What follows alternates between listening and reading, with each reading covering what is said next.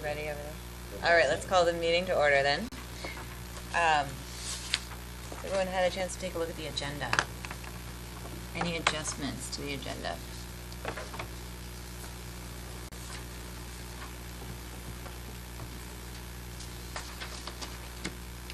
Are we gonna deal with the plan at some point and the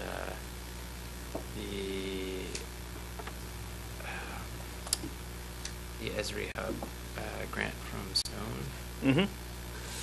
I was curious what's going on with that. I don't know if we want to add that maybe as Well, why don't we agenda do item some, at the end, or well, why don't we just get some updates from that under, or I'll ask about that in my comments to the chair for the stone plan. Anything else? I think we can get updates about it without needing to warn that. Okay, hearing none, the agenda is approved.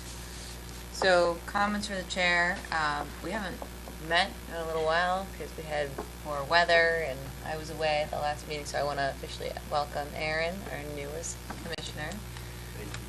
And you had a meeting without me, I believe, right? Yeah. So you met everyone.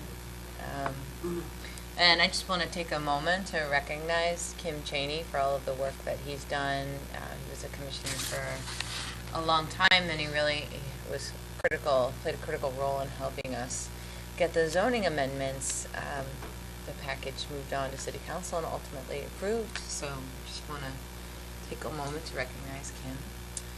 And those are really my comments. We wanted to ask for some updates on a couple of items. So first let's ask about the stone grant. Okay. I think that's a little bit more discreet, and then we can ask about the kind of the thoughts about the new city plan. So we did get awarded the Stone Environmental Esri grant, so that's an ArcGIS hub, which is going to be kind of a one-way, two-way communication tool that the city can use for a number of projects. We already have a GIS person in Public Works, and Zach does a lot of work with it, but he just didn't have the background to teach himself all this stuff. So the advantage we have is that he's going to be learning a lot of how this ArcGIS hub works, so he could be able to, it won't be a one-off thing where we do one thing and then it gets put on a shelf somewhere. He actually wants to learn how it works so he can keep doing these going forward. The first one they're going to be doing is actually going to be a transportation project. So they're actually doing something with the snow plowing and Tracking the snowplows? Tracking the snowplows, and people can get input on the parking bans and just a number of pieces along that. They also wanted to go and try to do some stuff on the pavement index, but they kind of put that off to the side. So the first idea was to kind of look at the parking, and then that will let Zach work with the folks at Stone to learn how to replicate this, roll this out. So, and then we will be able to use Zach's skills to help us as we start rolling out with the master plan update or the city plan update, so we can do some of our outreach. And the idea is with these GIS hubs is it's an interactive way that you can push stuff out to the public and get feedback back from them. You can do storyboards where you can try to tell a story. So GIS has been so much about data, and maps that this was a way for them to try to contextualize data so it can actually help the public and help policymakers make decisions. And that's kind of they're trying to take data to the next level and help be able to push it out and then let the public comment or ask questions back. And that's kind of the goal of the overall process. What's the timeline? They told us they wanted to have the first one done by the end of the year. Stone Environmental works directly with Esri. They're actually like a beta tester for Esri products. So they work and do a lot of stuff. So they've been wanting to do this for a while, and it kind of got delayed, and now they finally are in a position to get it, and they want to try to get the first one done by the end of the year. But they're going to continue to be available going forward with Zach to continue to do more of these and to continue to develop and ask questions, answer questions. So, but the first one should be coming out hopefully in the next month or so. Dare I ask, is there any thought that this training will help Zach help us with calculations of slopes and? No, it won't be able to do that. Okay. No, and we actually had a conversation about that. They made the comment that it is just extremely large data sets that just can't. Okay, well, we can get more into that later. I was Yeah. just wondering if that was in the scope of that grant. No, not in that grant. But as we start coming up with our plan elements, housing or transportation or something, we can start to build a storyboard about housing that then lays out maybe some of the statistics and the stories and the background of what the goals and aspirations are, and let the data support that story and get that out and start to get public feedback on issues. Yeah, I mean, we have sort of lost our momentum with the city plan, but I don't think it would be too hard to pick it up again with all of that input we received at a kickoff meeting. I don't know, Aaron, how much you've been told about this, but we had this meeting a few months ago where we invited a representative from various committees in Montpelier to present the top 3 goals their committee has over the next 5 to 10 years, with a view towards using that information in developing our next city plan. And the first thing it could help us is to identify if there are overlapping goals or there are goals that potentially conflict, so we can figure out ways to deal with that from the start, rather than finding them after everything's been written up and we feel a little locked in. So we had a great meeting at the Pavilion Building auditorium, and we received a lot of helpful PowerPoints and just had a good discussion. But we haven't really done too much with that information yet. Mike typed it up. Well, Bob took notes there, and then Mike typed it all up. So we have it in a digital form, which is good. And we had talked a little bit about creating a website or some sort of repository for all this information that people could work within, and the public would have access to view. And John started putting that together, but we just haven't moved forward with this too much, so we should revisit it and make a plan for where we're going. I think everything's just gotten kind of sidetracked with all of the zoning updates that we're trying to get through, because they feel like they're a little bit time sensitive. And we had some discussion at the last meeting that we were going to try to get through the zoning in the next meeting or two, so that way we could Resume our work on that.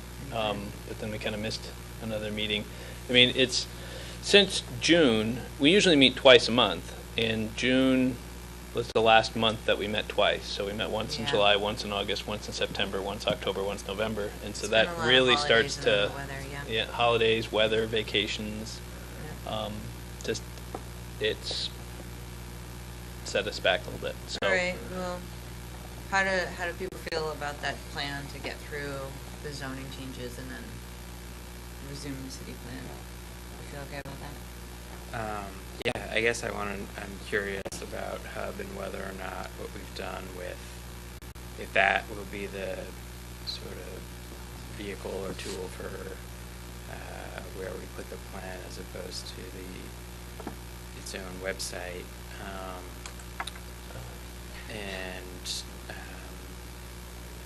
yeah, I've started putting stuff in there. Barbara and I met. I've taken what the Energy Committee sent and put it into a format that I think is more workable, that we can start looking at in terms of giving guidance to the committees and some to try to promote kind of consistent input that's that's useful for the plan. So there's whenever we're ready, I guess there's some stuff. Did you for pick us any to- tags? I don't think I included tags at this point. I don't think we're there yet, but more kind of creating the baskets by which people can characterize their input. Is it a goal or a measurable objective or an action or a policy? What does that mean, and what do those look like? And essentially took something that the Energy Committee had written up and tried to do my best at putting it in those baskets. So anyhow, we can, I guess, follow up with that. I can also maybe chat with folks at Stone or with you and Zach if.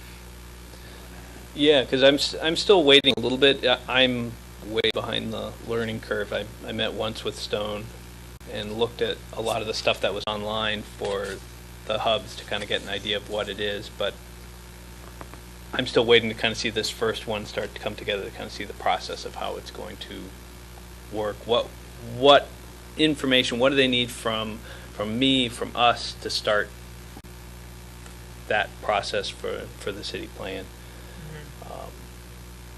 So I'm kind of hoping to see where that goes. But the second meeting, so the first meeting was end of October, and then I think the last meeting was when I was at the housing meeting, statewide housing meeting, so I missed the second meeting. So I have to get caught up on where they're at. Do you want to share, John, what you've done? with the Sure, group? you all have access to it, and Oh, okay. Aaron, I may not have added you yet to the drive, but I'll do that. Okay. I'll do that right now, actually. And then we can all just kind of take a look at it and provide feedback at the next meeting. Questions are probably more likely. So the last piece I will add on the plan is I have a meeting this Wednesday, 2 days from now. I'm meeting with City Council, and they, on their agenda, a while ago, they had set that by the end of the year in December, they wanted to have a meeting to kind of talk about the status of where the city plan is and where the zoning fixes are. So depending on where we get tonight, particularly with the zoning fixes, I will be meeting with them on Wednesday to kind of either to hand a piece off to them or to let them know here's the status that we're at, and we expect to get things to you pretty quick. Yeah, and we have a few zoning changes that are more urgent than others, so if we can wrap those up tonight, that would be ideal, so that we can hand off a small package to City Council. Anything else for general? Did everybody introduce themselves and give information on how long they've been on the commission and? No, but you don't have to. If you don't want to. Okay. We did some. Yeah, I know. It wasn't completely like lacking from that. No, I'm not suggesting that at all. Right. I am. No, but we didn't do the full like share one thing about yourself. Well, I don't Two think. truths and a lie. Yeah, so, I mean, we should just quickly do that. I think that we should just say, obviously your name is in front of you, and Aaron already has a nameplate, which is great. And how long you've been on the commission and what your background knowledge is in more specifically. So I don't want to call it expertise or whatever you want to call it. But I think, yeah, and then for fun, what district do you live in? Whether you want to say 1, 2, 3 or zoning district, it's your choice. But I'll start since I made this requirement. So I'm Leslie. I've been on the commission since August 2014, I think. It was right after you started. So that would be year. 2014. 2014. Yeah. And I've been chair for a year and a half. Almost 2 years now. And I know a little bit about environmental law, but more like water quality law than land use. And I don't use any of those skills in these meetings. I'm more of a policy person. Let's see, I lived in District 3, which is, I think I'm the only member of the commission that lives in District 3. And what is my zoning district? It is. Oh, Quizzing people now. I know.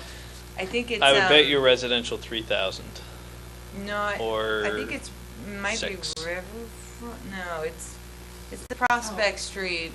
I know Prospect Street. What is it? I don't think people are going to be able to figure it out. It's high density, I can tell you that. And there are steep slopes. yeah. But it's kind of, I should know this.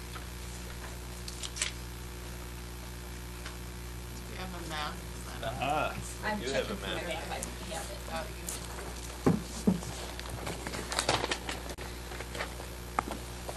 It might just be Prospect Street neighborhood. Prospect Street is yellow, which is residential 3,000. Oh, residential 3,000. You win. Well, you are the planning. I did make the director. map. I get extra Okay. Yeah. credit for. So the character of the neighborhood there is hillside buildings, I would say. Yeah. So anyway, John? So I joined same time as you did, so 2014. I'm a recovering planner and current map nerd. You were a map nerd before, too. Yeah, I guess. Now he just gets paid for Now you being a pay map. for it, yeah. And what zone? Zone, Ward 1, mixed use. You're probably right. Yeah. And Mike, you've been on since earlier in 2014. Earlier in 2014, I'm the staff for the commission, so I'm the only one not a commission member. And my background is in actually natural resource planning, and originally I worked in science and ecology, and then transferred into planning. And so I've been doing this. Certified floodplain manager, certified planner. Been doing this for 18 years now. So When you came from, you were working in Barrie. I was working in Barrie for 5 years before they're here, and then a bunch of regional planning commissions before that. I think I was appointed in February. Is that the right to you? Sounds right, We were yeah. together? So newer before you. I'm a planner, or for the state doing hazard mitigation planning, but mostly flood prevention, future flood prevention, planning work. And I'm in District 2, but I don't know which zone. On Charles Street on a very steep slope, Oh, Charles Street. but built in 1990. Yeah, Charles Street is off of Ferry Off of Street. Ferry. Yeah. Yep. Just trying to visualize it exactly. Because it's a ridge, yeah. So like the third down from Yeah, that's another one, same district, Residential residential 3,000. 3,000. Yep. Simplicity. I feel like it's a good sign when your planning commissioners don't know what zone they're in. I was thinking that too. Because they're not here like for their own interest. Yeah. They have That's how No I clue was what- characterizing my ignorance as well. Well, I came post-map, so I thought it was... It changed so many times. It's changed so many Yeah. times, who knows where we are now. All right, Barb, your turn. Oh, I'm Barbara. I was a licensed architect for 30 years and taught at Vermont Technical College in sustainable design. And I'm also on the energy committee, so that's where John and I were working together on that piece of this plan. And I am in District 2, and I am in Liberty Street / College Hill neighborhood, which is West 6,000. And I do know that because I've been looking at it for Right. a little bit. Yeah, unfortunately, you guys might have had to look at it too, because that was one of our examples. Oh, I've been on planning commission since 20, we're in 15? That sounds right. I was in 16. Oh, I was in 2014, you were 14, I was in 2015. 15, yeah. Well, I'm Kirby. I think I've been on the planning commission since 2016. Live on Elm Street. I'm pretty sure I'm zoned downtown, like one of the downtown categories. So, I'm very urban. And my background is in law, as you know. So Kirby, Aaron, and I all went to law school together. We talked about that. We talked Okay. about that last time. Okay. Yeah. Same class, which is like funny. I had an interest in law school and land use and stuff, but ended up falling into tax policy. That's my background. And then this commission, but that's it. Oh yeah, and you said urban downtown. Urban Center 3.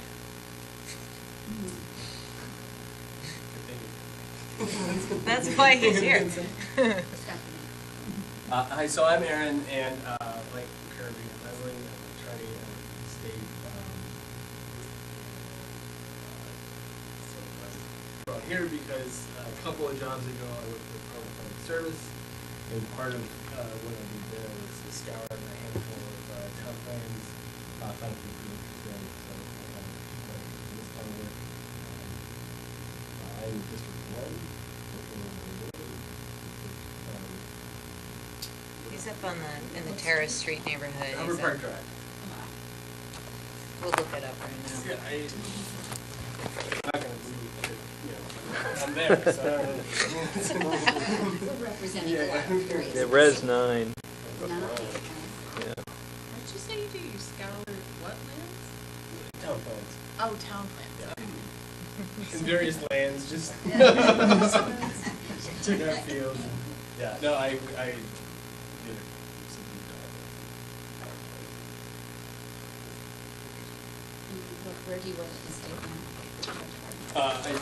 That's a good question. I just get my notice of my current employer on Wednesday. I'll be working the second time. Didn't know if you didn't want to divulge that. No, yeah, it's fine.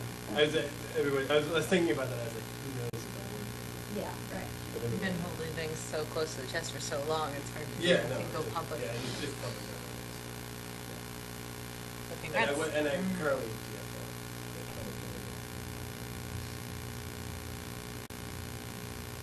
Sam, I have a master's in planning, but I've never worked as a planner.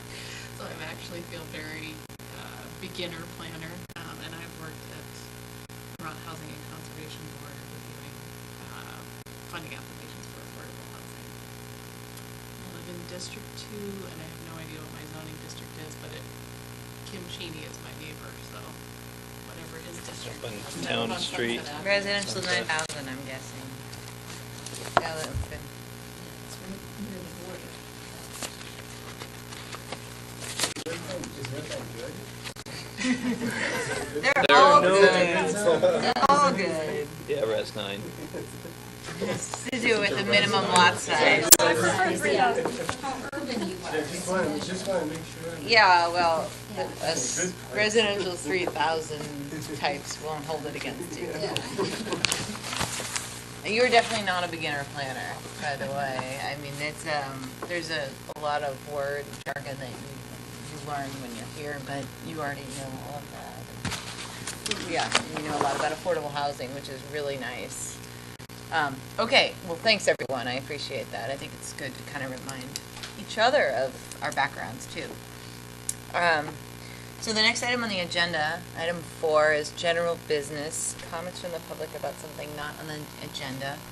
We have some members of the public here. I don't know if you want to, if there's anything you want to.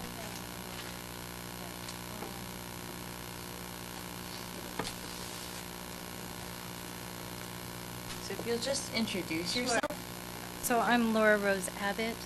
I'm in District 1, Yeah, and near you in Hubbard Park, so probably the same zoning.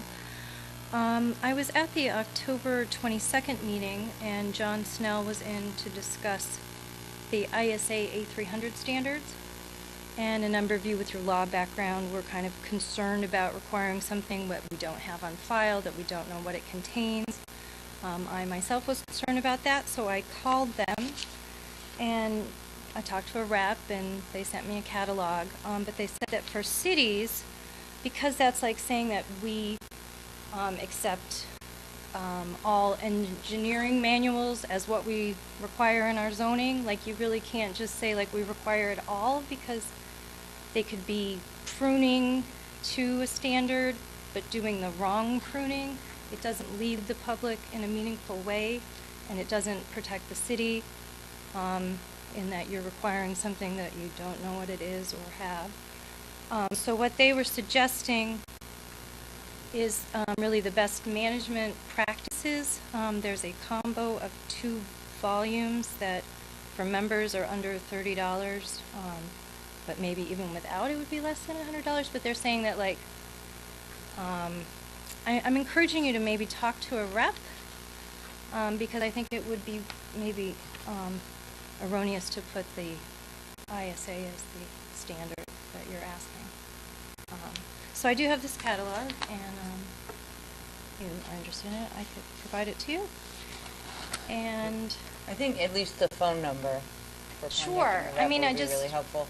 I called the ISA at area code 217-355-9411. I mean, the whole thing took me 20 minutes, and I got lots of information, so I'm encouraging you to do that.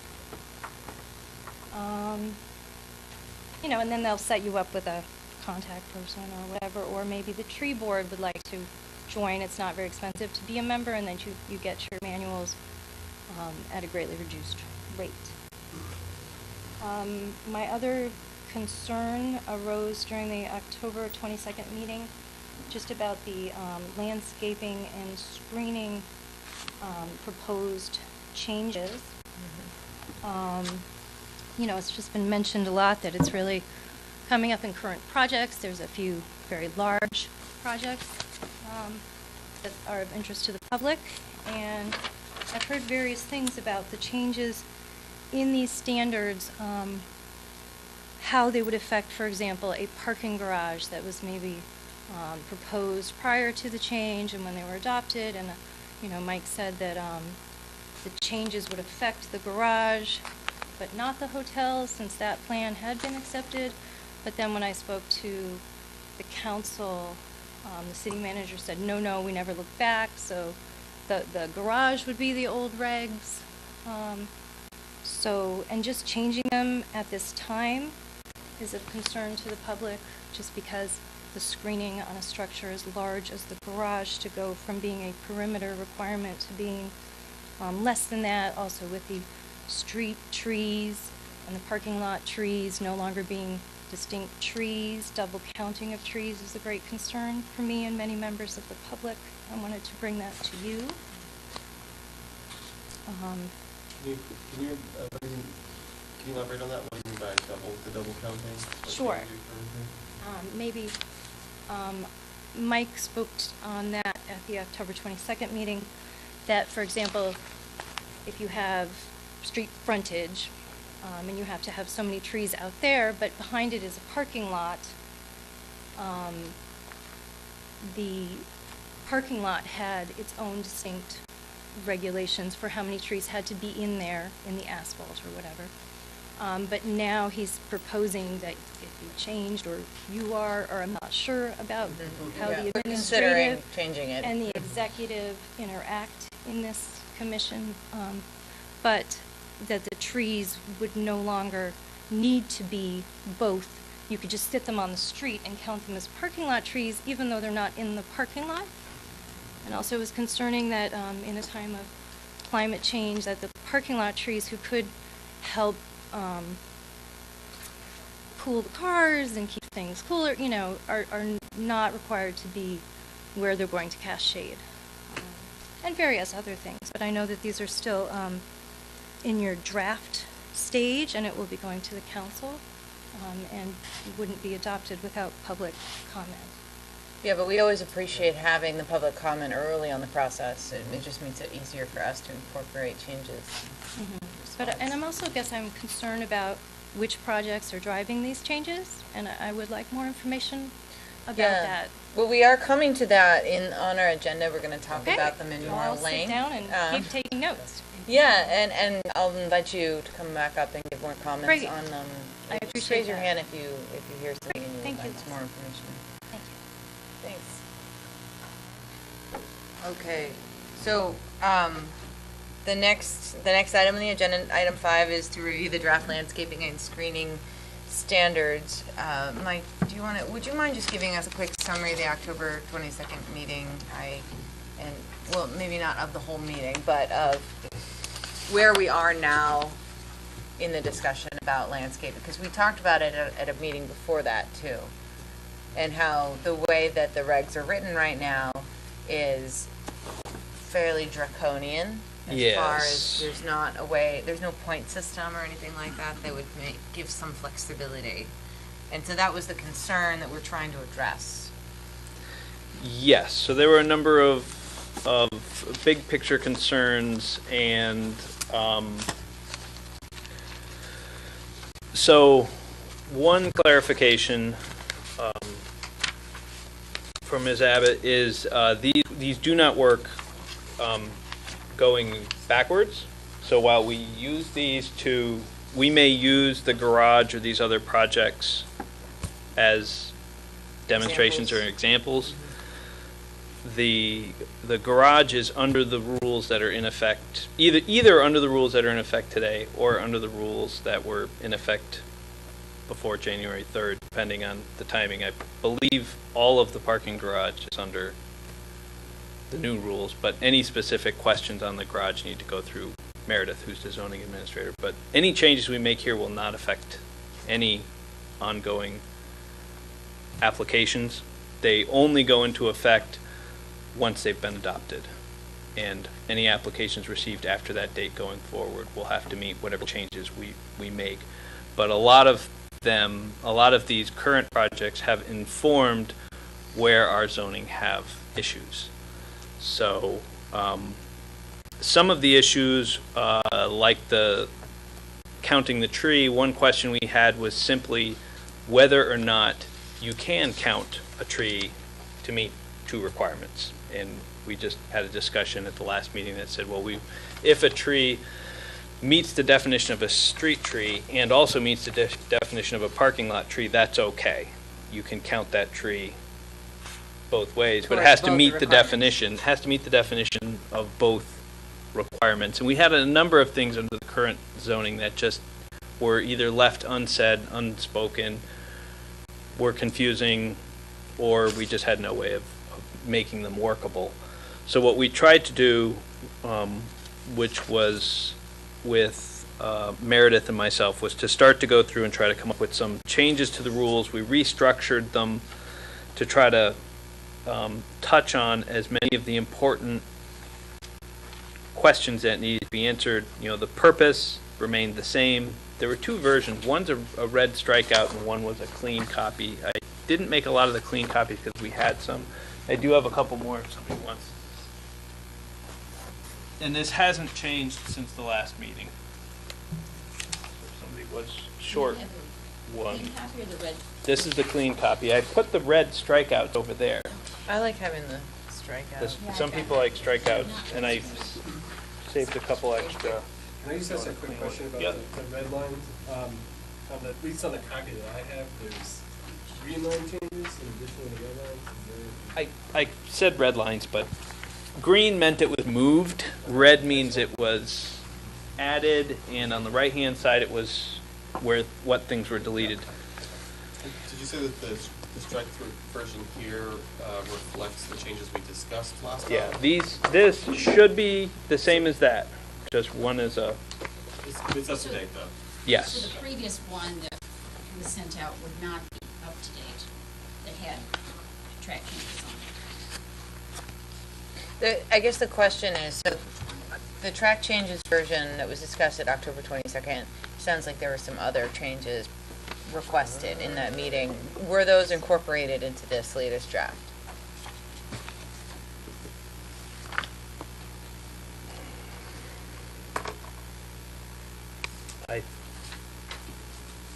This one does talk about the A300 standards. I'd have to go and look and see if there was a specific change that I can look at. It's dated November 7th. So, Yeah. So that tells me it did incorporate. Yeah, so that would have to have incorporated the changes. Let's see what I've got in this one, just to make sure that these two look like they're the same.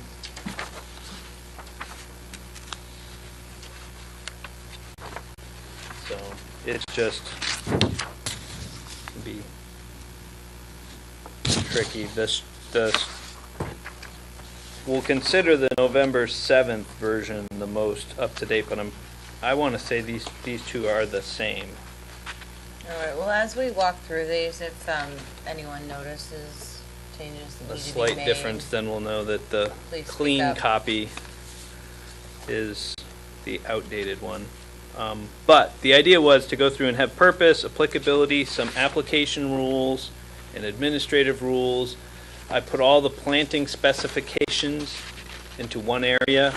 Before, they really weren't in one consistent area, so we put them all in one area. And then starting in point F, we started to have the actual requirements, where we talk about the general standards, which say all plantings shall meet specific standards, shall not reduce planting areas, and shall protect plants as well during construction process. And then we start to get into a couple of different standards. So the street trees being one, the parking lot landscaping was 2, screening was 3, and total site landscaping was 4. And then there were some last things at the end for nonconformities, waivers, conditions. And then on the last page, when it gets to planting specifications, that's where some of the kind of the context things have changed quite a bit. We moved where the mature maintained height is, so that way it becomes a definition. A large tree is defined as the mature height, so they're right next to each other. What's a large shrub, what's a medium shrub, what's a small shrub, how you measure the height, the minimum planting area required. So if you're going to plant a large tree, it has to have 100 square feet of rooting surface. And that also works in the other direction as we start to calculate how much planting material you need. So as opposed to using the border of the building as the size, we'll come up with another factor that would tell us, because before it would tell you for every linear foot or every 5 feet of building perimeter you have to have a tree. And so depending on how big your building is, depending on the number of trees you would need, but it's not necessarily how big the parcel is or anything else. So we tried to come up with some new ways of calculating the amount of vegetation that would be needed. And that was, I think, what Stephanie wanted was for me to bring a couple of site plans, which I did bring, just to kind of go and work through what this would look like. So I grabbed a couple of projects, 3 of them, just so we can kind of see how it works. And then, Let's do that. Can I ask a quick question? Sure. Under figure 3-20, the minimum planting area width, is that a whole new column? that is a whole new column. Okay, and is that defining literally, say, the space that we're going to allow for the tree well? Yes, somewhat. So you need to have 100 square feet, but you can't make it any narrower than 5 square feet. In 5 just- feet?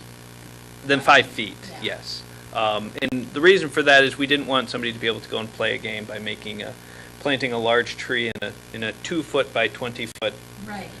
area Yeah. to go through and say, well, it's got to at least be 5 feet. And that standard, which surprised me a little bit, that standard 5 foot, 4 foot, 3 foot actually appears in a number of larger cities. I looked at Portland's and a couple other places which had some things, and they actually were okay with these 5 foot by 20 foot tree wells for a large tree, because the roots actually would expand out Where they could. to fill, to take in that moisture. So the tree board's okay with those numbers? Yep, I did review these with John Snell. It just seems small to me, that, It's, large tree with only a 5 foot diameter. Wow. Was that well, it wouldn't be just 5 for- foot diameter, it'd be 5 by Well, 20, five yeah. Minimum of 5. We can certainly go to make things bigger, and the tree requirements I did find were bigger in other communities. A large tree in some places could be required to have 250. The issue that starts actually coming up is it could start working against you, because if you don't have enough area to plant a large tree, then you don't have to plant a large tree. So you actually could end up coming in and getting less trees, because in a built environment like we have, we may have only a 10 by 10 area in the front of the house that we can officially designate for the tree well. I guess the other area I'm concerned about, maybe that this doesn't pertain, is that this may force people to plant trees too close to a foundation because they can. And eventually that's going to either damage the building or it's going to kill the trees. So I was just surprised to see those numbers. Yeah, I think there's going to have to be a certain amount of flexibility in working with the rules. We need to have some objective rules, but I think we have to have some subjective judgment that goes in. Because I did ask John directly, should we have a setback requirement for certain trees? And he didn't feel like that was he didn't feel that was as important as these other factors that we were looking Well, at. he's not the architect, so he's thinking about the tree health, and you're thinking about the. He's looking You're at the thinking- tree's health. Yeah, and you're You're thinking looking about- possibly at the foundation. Yeah, it has other areas, but eventually it will break through the foundation as it's growing, so, yeah. Because also, isn't it true that for a large tree, that essentially the diameter of its crown is the area that its wisdom takes? Is that reasonably accurate? As a certified yes. floodplain manager, I'm hoping you can answer. I This is did. a I've done pretty- some work. I mean, I having my degree in ecology, reaching back into that. Yes, but it's going to. It will fill the box that it has. And as I said, I was surprised to see that other communities, the New York cities and these other places, were okay with these 5 by 20s or Right. 4 by 20s. They may not have a choice And because they're you're so just, dense. yeah, but to think that they were talking about trying to get larger trees in there. I think it kind of goes back a little bit to the subjective side of it.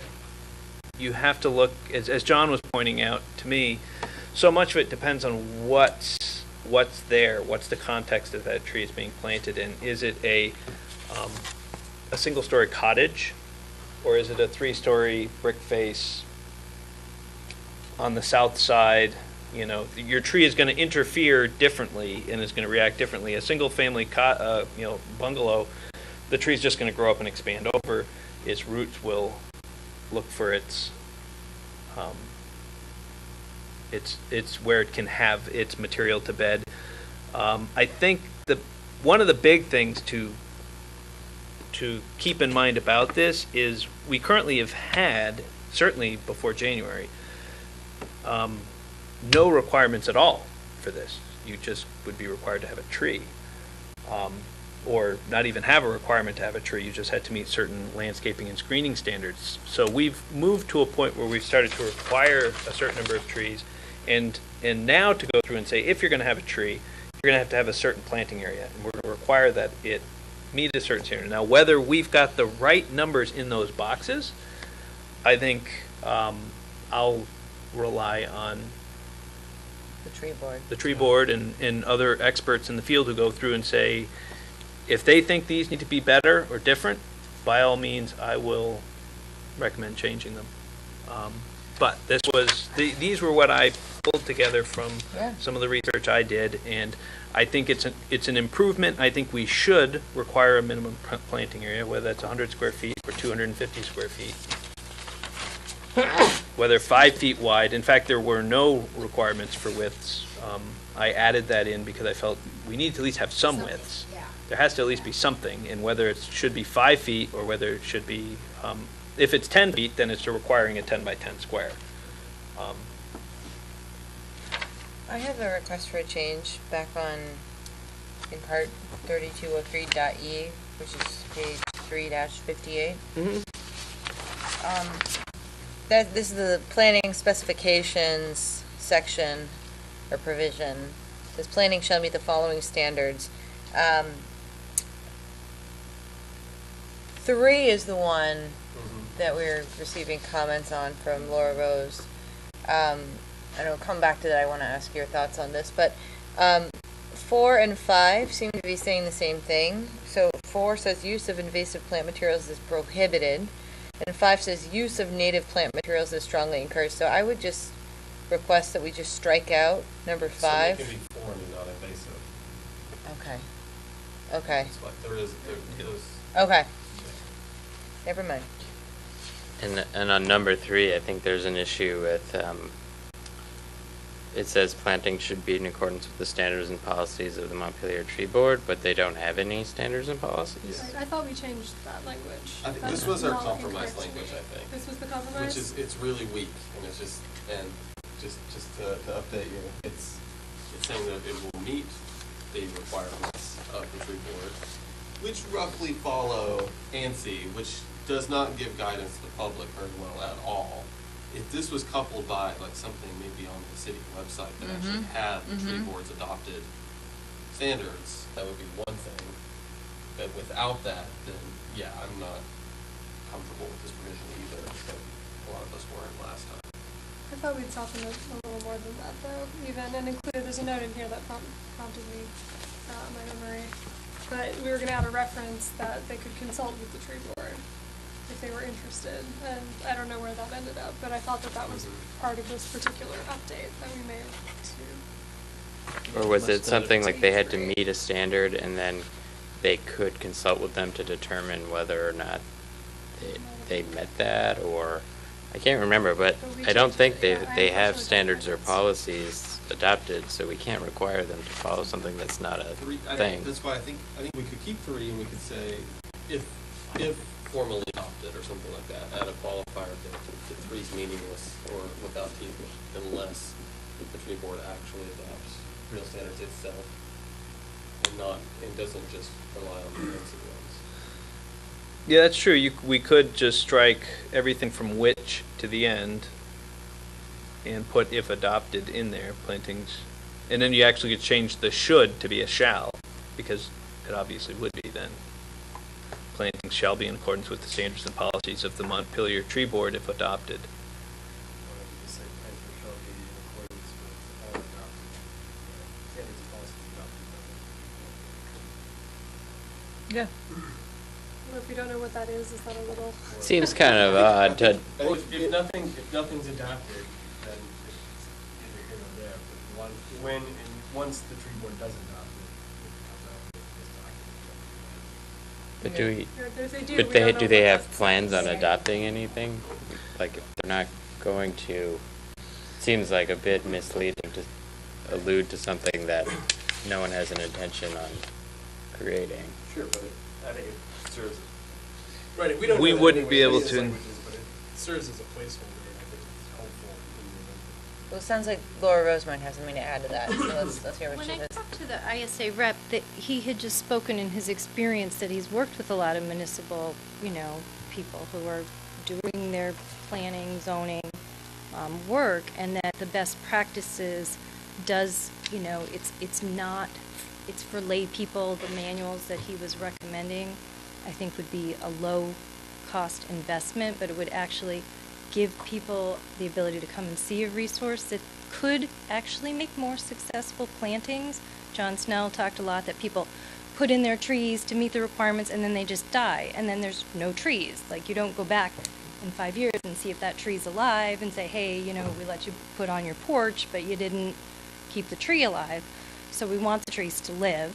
So it's like a low-cost guide that could even help the tree board, because I was kind of like, he didn't know the standards or have access to them, but he was sort of following them, but I couldn't tell that he was because he didn't have them. And Yeah, I mean, that's definitely outside our area of expertise. I don't think we can come up with the standards for the tree. I mean, we could, but we probably have But to. it does sound like the ISA already has developed a best management guide. that's for municipal That's- use. It's I for see. the public to interface with the municipality for guidance, and it's just for people who have home gardens, who want to do it, you know, and work with the planning department on their application, and it's something easy that they can actually use. So I got my materials pretty quickly, but I mean, you could also leave it vague and there's no guidance, but it doesn't solve what John was suggesting, that, you know, we want better results in the plantings. So this language that the tree board generally follows this manual or the standards. These standards, yeah. That implies that there can be some deviation. Is there deviation we want to build in there? That's what he said. Right, I think he wanted to retain that flexibility, but he wanted, as she said, to make sure that people take care to plan it the right way. Ooh, we're getting into the JIM Gulf void for Yes. vagueness issue here. Yeah, I think this is void for vagueness as it's written. Yeah. But we can set it up where the tree board could then come in later and fill in what the standards are. I think that's a pretty good approach. Yeah, I agree. I think the approach of saying, you know, the planting shall be in accordance with the standards of the tree board, and then making a recommendation to the tree board that they adopt the best management guides rather than the ISA standards or the ANSI standards, or that they adopt both or a combination of both, because if the best management guides are a much easier and much simplified way of doing it, then it makes sense that we wouldn't. There's no sense adopting a big fat manual of guides of requirements when we could get away with a much more straightforward process. But I would leave that up to the tree board to make a determination of what their standards are. You know, I mean, we could make a recommendation that they explore the best management guides, but if they think they really think it's So in the you're best thinking- interest to have a very technical guide, that they want to do the ANSI 300s, then Are you thinking that we would just make a separate recommendation to them that's not in the zoning, right? well, it depends what we do for number 3. We can remove, if we remove number 3, then we have no review of the planting standards. So we would need to have some standard. If we choose, we could insert the best management guides for planting, but we would probably want to get a copy and take a quick look, make sure it is what meets our needs. You know, I'll order up a copy and have them get it shipped here, and we can take a look at it and see, is this doing what we think that we want it to do? Or the other possibility would be to reference it and then simply, you know, reference anything that's adopted by the Montpelier Tree Board, and then make a recommendation to the tree board that says, you know, you guys have been kind of doing things your way of doing things. And if we're going to be official and we're going to require people to do things, then we have to be much more formal. And I Yeah. think sometimes these ad hoc groups aren't used to having to meet a legal requirement where we can go through and say, you must do this. Yeah. You must do it this way. And if they want us to be able to do that, they're going to have to go and step up and say, these are our rules, and you're going to have to meet these rules. And hopefully that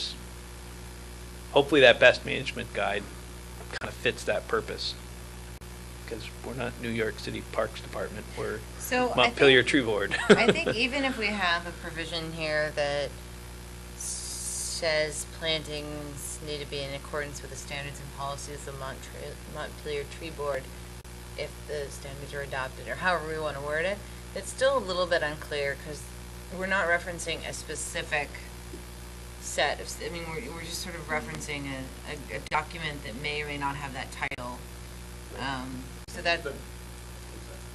So that's a little bit concerning to me. That's a little bit vague, and then we don't know what they would put together. That's so the part that's confusing, right? If we don't know what the set is, we're saying they have to follow something we don't know what it is yet.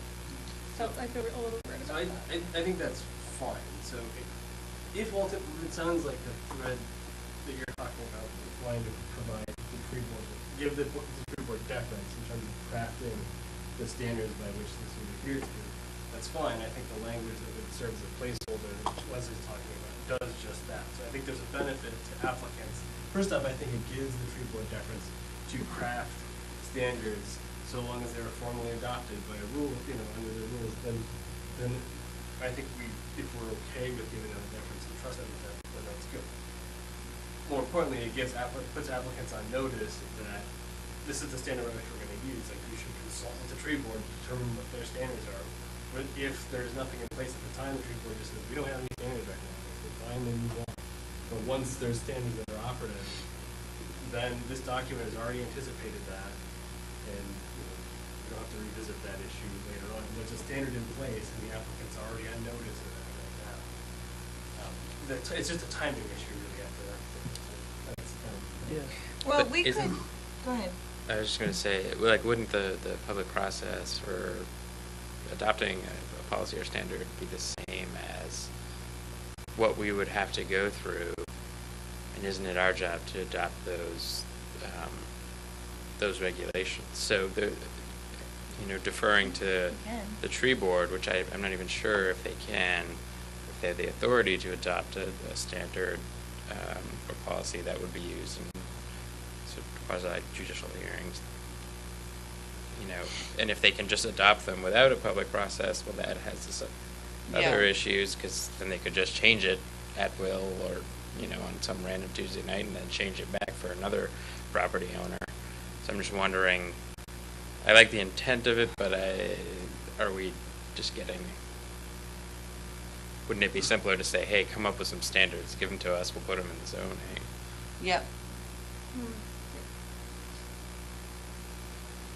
But I think they need more guidance than just come up with some standards. That's the issue we're running into, because I think that they may be under the impression they've given us some standards to include already. Well, I can certainly get back to John and give him some of the additional information on the best management guides, and certainly we can order up a copy of those so he can take a review at them on his end. Can we look at like a few places that, like, what have other places done? We can't be the first to. Yeah, I mean, we could adopt our own. We could create and Maybe draft not New our York own City. standards. The advantage of some of and this was what John had pointed out. The advantage of some of the ANSI A300 standards is that it's the standard. It's anyone who comes in from Burlington or Plattsburgh or anywhere else, New Hampshire, if they're in landscaping, they would understand what those standards are and what their requirements are. And it's not a unique set of That standards. sort of implies you need a landscape architect to. Well, you do for any major site plan, we require a landscape architect. But it gives a certain. If we had this shortened guide, then that should be able to help with, if they adopted the best managements as opposed to the A300s, then that would be the change.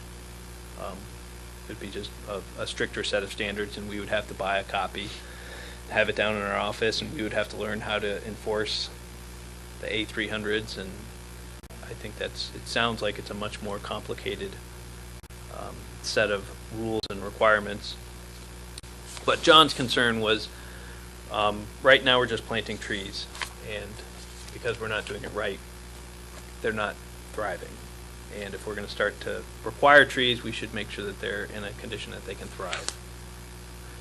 And so we should have the proper soil, we should have the proper depth, they should be planted at the proper time, they should be staked properly.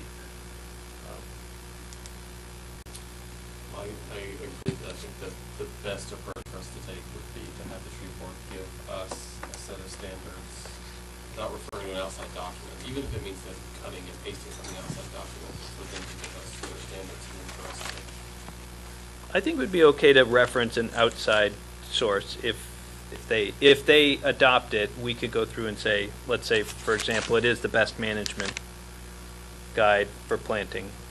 We could put that in as our standing planting shall be in accordance with the best management guides for planting produced by this group.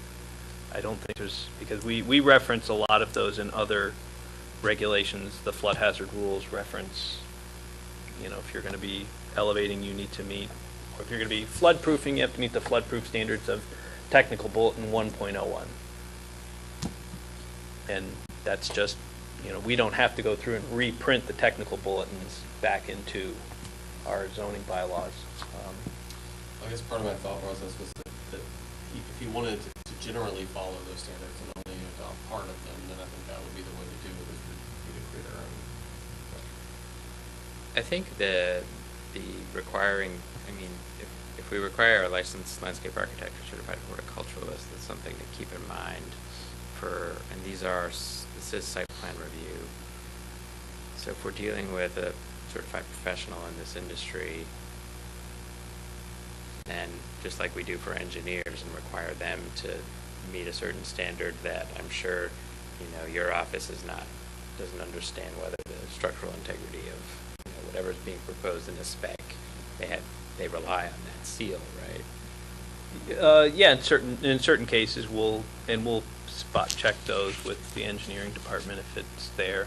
Right, you could ask for an independent technical review if it's, yeah, the stakes yeah, are higher. yeah, we had geotech studies for various projects for soil stability. And so I don't know if the ASLA has, VASLA has, Some kind of officer standard that we could apply. Is that what you're saying? right, or, you know, if we tell them, hey, meet this A300 standard, what does that mean to you? Like, is that something people are asking you to do, or is there something else, or? I think it's helpful for any applicant to know what the standard is and to be able to actually physically look at it, Right. regardless of whether or not they're a licensed professional. So, I mean, at this point, if we were to go back and ask the tree board to come forward with standard, some kind of a standard that they would use, what happens to the subsections 3? You just eliminate it until the time that they actually come forward with something? yeah, I mean, we can just strike it out and then 4, 5, 6, 7 just jump up in number. And then once they have adopted it, we plug it in, or we just put it in as a placeholder. We could put in a placeholder that requires consultation with the tree board. I'm not sure that's gonna, like, requiring a certified landscape architect to consult with the tree board. I'm just trying to think creatively here. I don't even know what's under the purview of these A300 things. Like, what are we talking about? I have no idea at this point. If you pay $100, you can find it. Well, I mean, it's we were just, deferring this to is this. not all of it, but it's just like every little tiny So this kind is of. the ISA though, that's different from the The ANSI, A300 right? standards are theirs. Oh, okay. So Are theirs, there's yeah. like, there's a gazillion manuals. It's like everything under the sun in the plant world. But they also have things that are more urban-minded, but this is not an extensive catalog. The best thing to do really is to talk to a rep, because once I said it was for municipal zoning, he said, well, what you really need is this, you know, because it's simple, it's, you know, not so, but it's, you know, utility pruning. I mean, it's everything under the sun. The tree board doesn't know this stuff. I mean, they don't have them. I think, John, I think you bring up a good question, like a good threshold question. I don't see that as No, it could recommend to city council. Oh, yeah, they could, they would adopt them through the city council, yeah. As soon as John said that, Yeah, the tree board's responsibilities, their jurisdiction is within the city's right of way. So they've been appointed to manage the city's trees that are within the city's right of way. So even on your private property, if you own a tree that is actually on the city's land, you can't cut down your tree without first contacting the tree board, and because it's technically a public tree. So the tree board's responsible for managing those, and they're also will take down damaged and what are they? Trees that can fall on power lines or other things. They'll take down trees, so the property owners don't have to. Sometimes, yeah. Sometimes. Yeah. Okay, so what do we want to do with number 3 in the meantime? To me, it seems like going back to the tree board and asking them to either accept, some national standard that's easily understandable to landscape architects. Makes the most sense to me.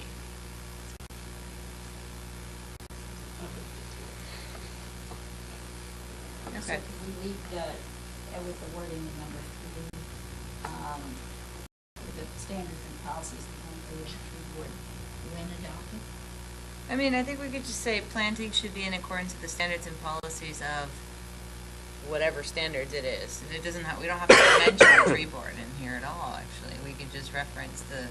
But we don't know what that standard is right now. Right, well, we wait for the tree board to make a recommendation, but then we just plug in. So, I mean, the language, I think we could just strike the Can we leave that open? Montpelier Tree Board, which generally follows the, I'm just have the standards and policies of the ANSI A300 standards, if that's the one we want, they recommend we have in here, or ASI, whatever the municipal one is. Yep. So right now, we would just say in accordance with adopted standards and policies? Because we can't reference a standard now, we don't have the. I know, but I mean, I think we can would just all have to agree leave it, on I think we language? just have to leave it blank, that it would just go and say the planting shall be in accordance with the following standards and policies, and then it's just blank. Yeah. Until we fill it. And, I mean, we're just gonna have to come back to it. I think if we're gonna come back to it, why don't we just remove it for now?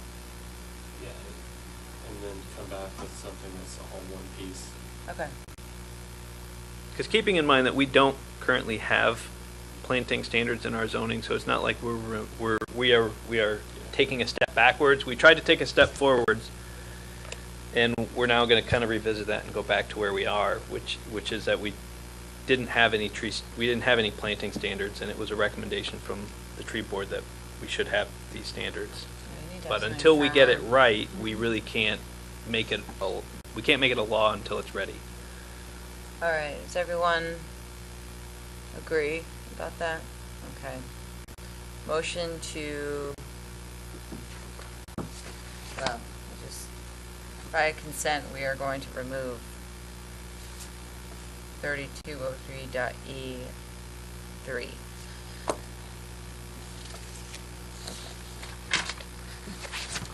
Are there any other small changes to the language here that we want to discuss before we walk through the site plan? Apply these to the site plan? No? All right, Mike. All right. See how these work in So you can practice? see from the red lines that were in the red line document that most of what you have now is new. We had to kind of make stuff that would work because so much wasn't working. And really, the big things that Stephanie had pointed out that we really kind of wanted to look at was how, when we get to the total landscaping, and we get to these J2 and J3, I really kind of had to come up with this weird 3-61 and 3-62. So how the mental games we played downstairs, we went through a bunch of different options for how to go and say, how much landscaping do you need to have? And we kind of looked at things like, well, if it's a small lot versus a big lot, if it's a district that has a lot of required open space or doesn't have a lot of required open space, I mean, it just changed so much. So what we tried to do is to come up with, and if you don't follow it, it's okay. If you're allowed to have 80% coverage, then you're allowed to have 20%, then you have to have 20% open. How much of that 20% should be landscaped? And so we kind of came up with, we'll make it a third, just threw a number in there and said, we'll make it 30% of that has to be. And then if it's 70%, it's a third of the 30% remaining. And so you can see how we just went with these factors, and then we took a bunch of applications and we ran them through and kind of tested them, and it kind of worked to a point until it got to be big parcels, and then all of a sudden everything started falling apart. You started ending up needing thousands and thousands of square feet. So we came up with 2, which says if a lot is 1 acre or less, then you have to follow these factors. And 3 says if the parcel is greater than 1 acre, then these are the factors that you need to have. These are the minimum landscaping. And we've started to, as I said, work through some of these. And it certainly is a lot better. These rules now have more flexibility. They have non-conforming rules. They have waiver rules. So we have ways of short-circuiting it. If this doesn't work, the DRB will have a chance to short-circuit it. Under the current rules today, there is no short-circuit. So we end up with rules that just have some odd outcomes, and there's nothing we can do about it. So the first application, and again, none of these applications actually have to meet these standards. These are. Can I ask a quick question? Yep. So if you were looking at 323J2, minimum planting areas for parcels up to 1 acre in size, then what you're saying is that, how does this translate into what percentage has to be open? The district, if it's 70%,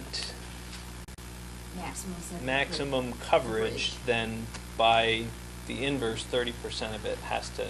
Oh, okay, uncovered, not necessarily Uncovered. open space. Not necessarily open space. Okay, open space, I was getting confused with that requirement, okay.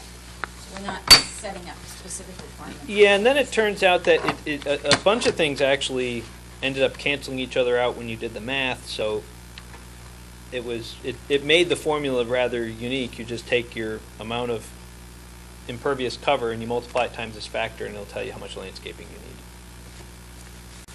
need. And if somebody really wants to see the math, I can go through and show it to them. But so the first one I'll show you is Caledonia Spirits.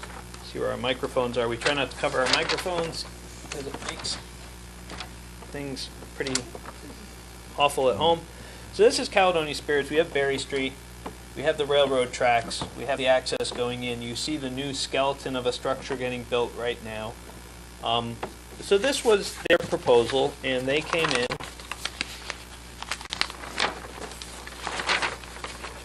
with a landscape plan that looked something like this. So this is something we would get, whether it's us or the DRB members. So the question comes up, okay, is this in compliance with our landscaping standards?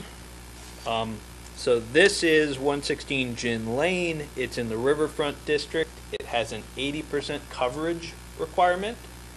So you can cover it with 80% impervious cover. It's exempt from the street tree requirement because it's not on a street. So the first one that would come up that we would be looking at as a standard is the parking. We roughly measured out the size of the parking, which has a little more than 20,000 square feet of parking. And by the way, this is like a 4-acre parcel, roughly. So 20,000 square feet is a half an acre of parking. And we have to cover as a requirement in here, which is the same as under the rules passed in January, 40% shade. And we kept the shade requirements the same. A large tree would be worth 1,200 square feet, and a small tree would be worth 600 square feet. these guys here are birch trees, river birch. So I don't know if those are technically a medium tree or a large tree, but if it's a large tree, they would be worth 14,000 square feet of shade or 7,200 square feet of shade, depending on whether it's considered a large or medium tree. We'd have to figure that out. One of our staff would have to figure that out. The requirement is you need to shade 40%. 40% of 20,000 is 8,000. So it would meet this if river birches are in fact large trees. Then we have 14,000 square feet of shade for the 8,000 square foot requirement. And we have to count these too. But those were shrubs, so those were not big enough They're not big enough to count. to Okay. count as shade. For parking lot. Yeah. Oh, right, 'cause it's Screening, but not But they did shade. count for screening. Okay.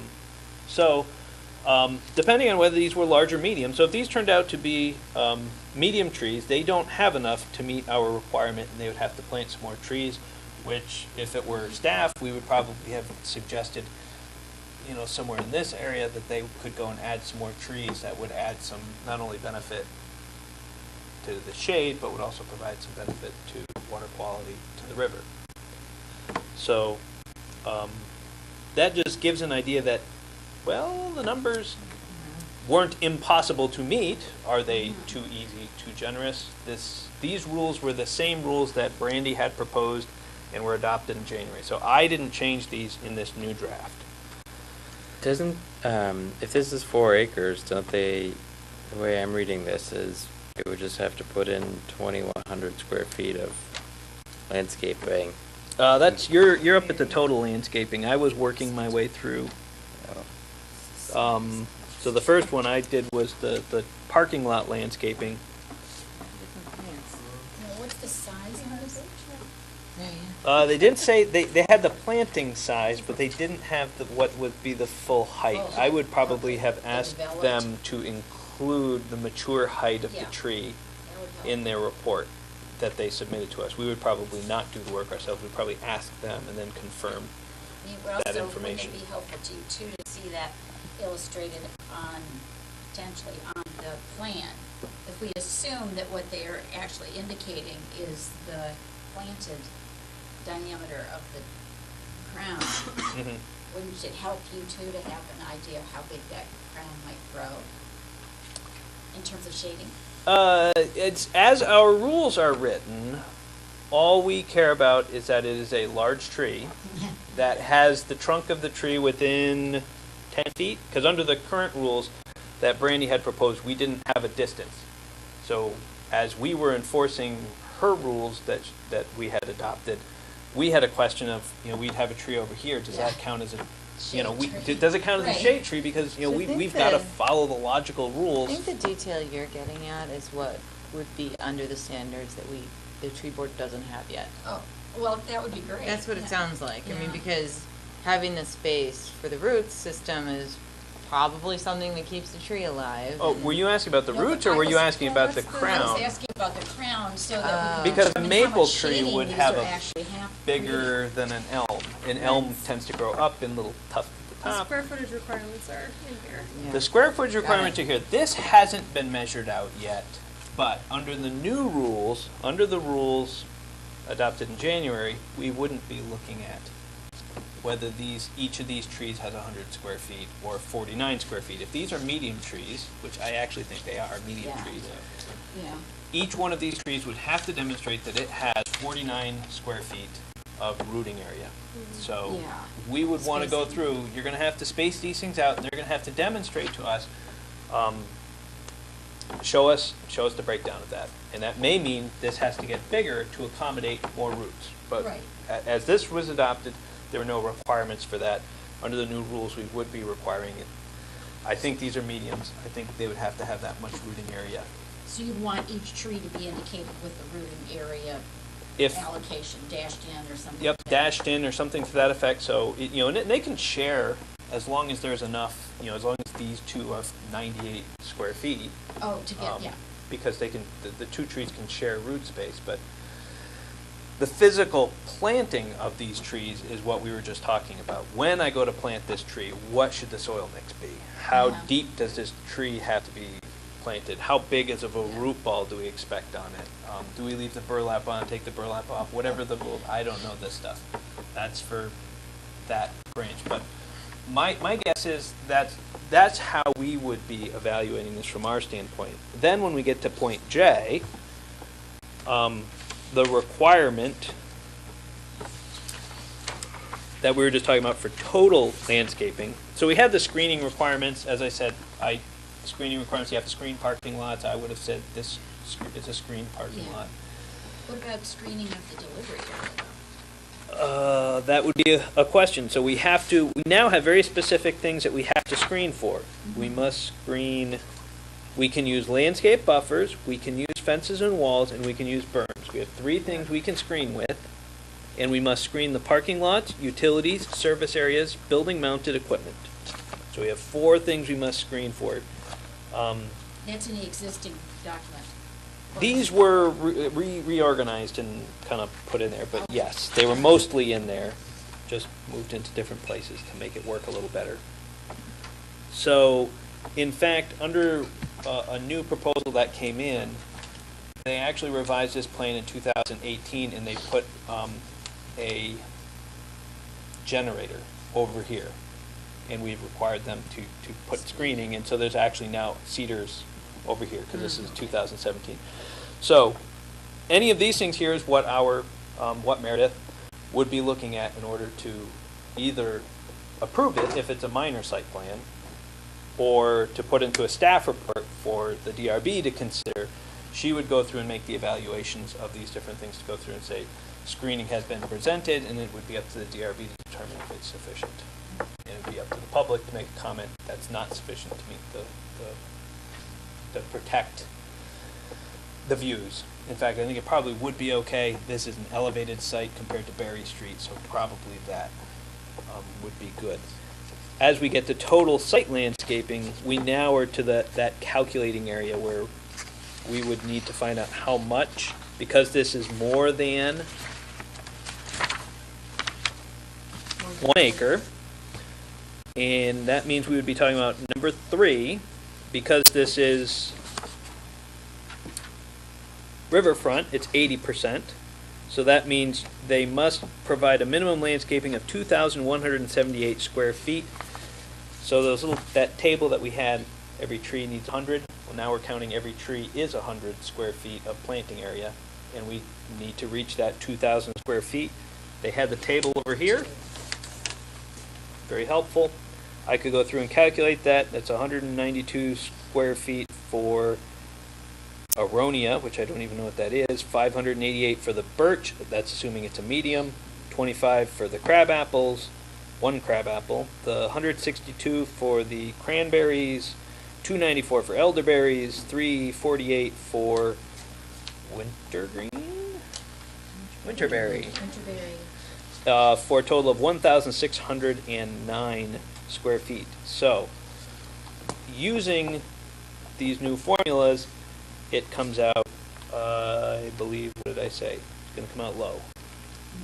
It's, So- yeah, Yep. 2178. So it is going to come out almost 500 short under the new system. So actually, this new rule would have required them to plant more trees.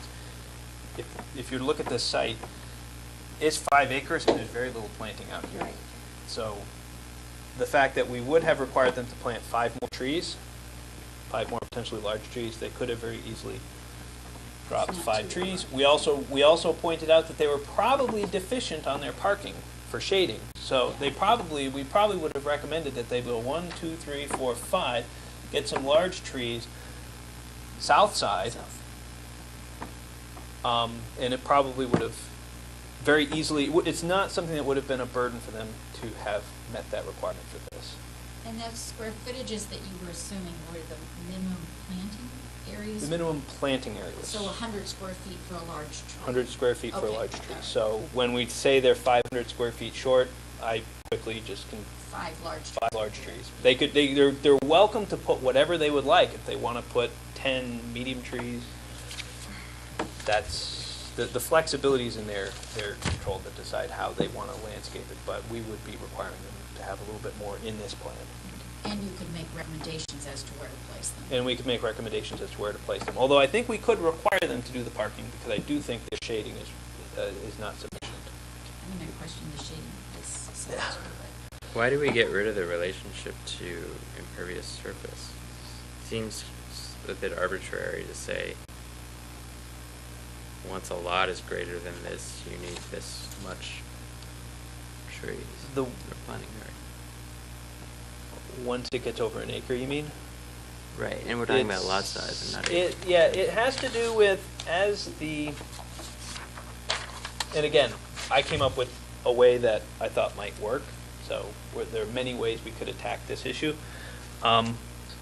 What happens is once things start getting bigger is, because we've been working on the inverse,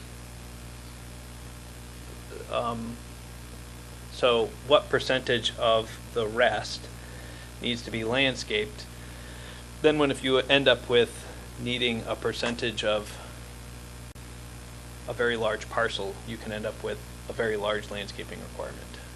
So I tried to kind of But if move it's away only- from that, come up with a factoring. But for these, since they're flat numbers and not a factor, if this is only a 2-acre parcel, they have to have, like, if it's only this piece, they'd have to have way more trees. Right, Yes. if you're like You 1.01 acres. Because this is 4 acres, multiply that number times 4. Basically, would be your answer. Why wouldn't? Because you'd have to have 8,400 square feet of plantings. Are you saying that Wait, is these where? If we continue that same factor forward, that's where it caps out at 1 acre. So at 1 acre, So it's not multiplying by the amount of impervious surface? it is. But if you only used the factor that's in J2, Right. and you said, I've got a factor, I'm going to make this work. When you apply that factor to a large parcel, like in this case, that factor works good for all the small parcels on Berry Street. That factor number in 2. But as you get bigger than an acre, that factor number starts not working, because as in this case, we would have to have 8,000 square feet, which would be another 85 more trees planted on this site. But you're multiplying it by the site size, not by the amount of impervious surface. Yes. Because it's not just- I I see mean, what you're it's saying. also Yes, if aesthetics, right? they met if this were 80% coverage, then they would need 80 more trees. So they probably don't have. But they're not maxing out their coverage. They're not maxing out their coverage. They actually have a coverage of 79,000 square feet. So shouldn't we use that? Actually brought my. Right, because if it's a much smaller, if it's only a 2-acre parcel, that's a lot more trees on that site. So. Well, it's the same amount of trees, but in a much smaller amount of space for 2 acres compared to 5. Right, we're going from something that's like closely tied to what's being built to something that's kind of like, well, put your 2,000 square feet, whether you have 50 acres or. So this would be. Or Or limit the 2. site size then. In this specific case, using the coverage of the buildings that are there, the result would be 4,937 square feet of landscaping. Including the parking lot, so all impervious. That's all That's just all impervious. of all. Yep. That has 79,800, so it'd be actually a little bit more. So we could round that off to almost to 5,000, as opposed to, what did we say it was, 2,100. So you'd be doubling the landscaping if you wanted to kind of remove number 3.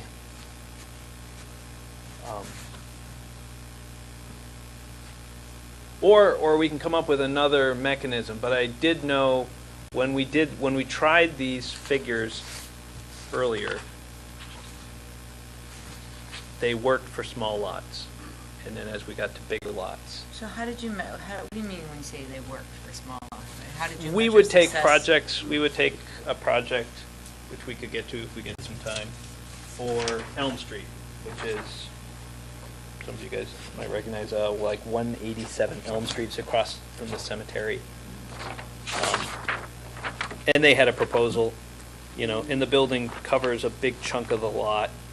They have a carriage barn in back. They've got very little green space, and so when you look at a 5,000 square foot parcel with a 3,000 square foot building on it,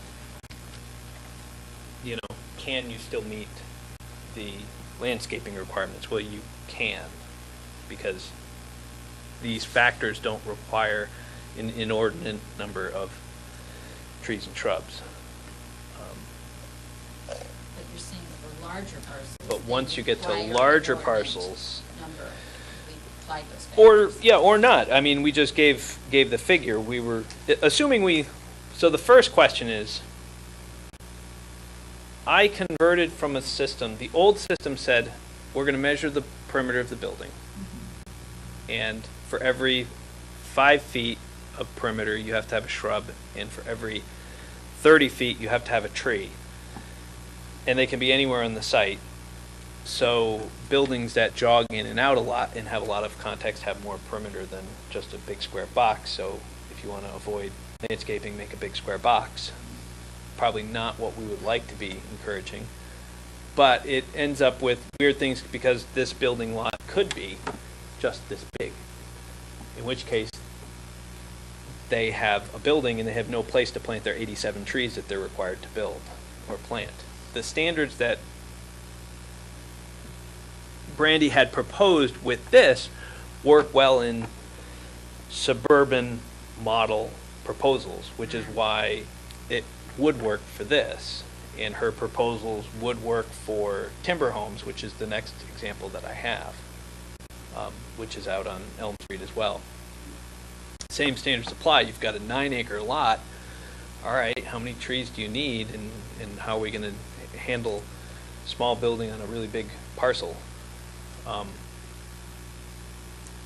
But what I did was, we're not going to take building perimeter. We threw that out, and we replaced it with these planting areas because we felt that was going to be what we really wanted to do, was to say impervious cover for whatever impervious cover you have, you're going to have a percentage of landscaping. Basically, kind of mitigating Mitigating it, and and we're going to let you double count. So you can count your trees, you can count your street trees, and you can count your parking lot trees towards your total landscaping. But if you happen to say, aha, I'm exempt from the street trees, aha, I'm exempt from parking lot, you're still going to have some landscaping, and you're going to have to put it somewhere, and these are the requirements that we would like to see. I just don't understand why we changed them at 1 acre. Right, that's me too.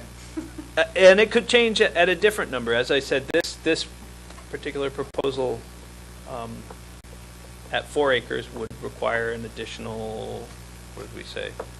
So I don't know that that's right. So for a 4-acre parcel, that makes sense. But I'm worried about like the 1.5-acre parcel. What that means. For Whether the smaller break parcel should have been that's just at over. 1.5 or 2 rather than 1. Right. So if this parcel was half the size, but it still required more trees that are currently on here, I'm not sure what that looks like. I'm worried that might be asking too much of a parcel that's just over the 1 acre.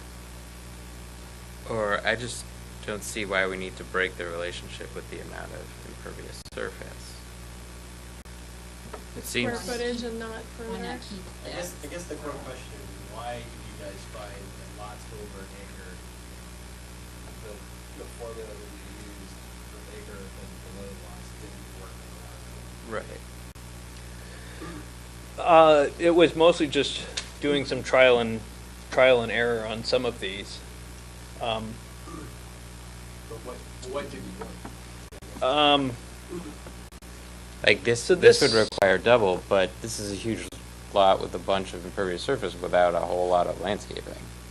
Like it wouldn't have been hard to add more trees here. They've got a ton of space to work with. So if perimeter doesn't make sense, can you look at square footage of impervious? Right. Instead. So there's some justification, some That makes more standards sense. to use. Yeah, and I think the issue comes up is the ability to meet those requirements based on the amount of available space that's left. I mean, if the impervious cover data is number is too high, then maybe we should be lowering that. That would help to create more green space. But in this case, they've 'Cause these made 79,000. The multipliers you have work with all the max coverages, right? So presumably you're going to have enough space by definition to put all of this, and they don't seem overly. I mean, they seem fairly attainable, right? Yeah, we seems can like it's we a can review a third. couple more of these, and if that's the answer, is just to go through and say continue to do a straight formula. We can do the straight formula. So as we said, this one here would have required. We already knew it was a little bit deficient because it came out at 1,600, and they're going to need roughly 5,000. So according to that, they would need 34 new large trees to meet the standard for this. And with the draft version here, how many did you say? To meet, to comply with I this? think they were going to need 5 more. Yeah, it was close. What if the factor was just modified somewhat for larger parcels? Maybe 1 acre is not the tipping point, but we still had some factor rather than a specific defined square footage, the way it's written in the proposal. That does seem, it just seems somewhat arbitrary. And we can make it,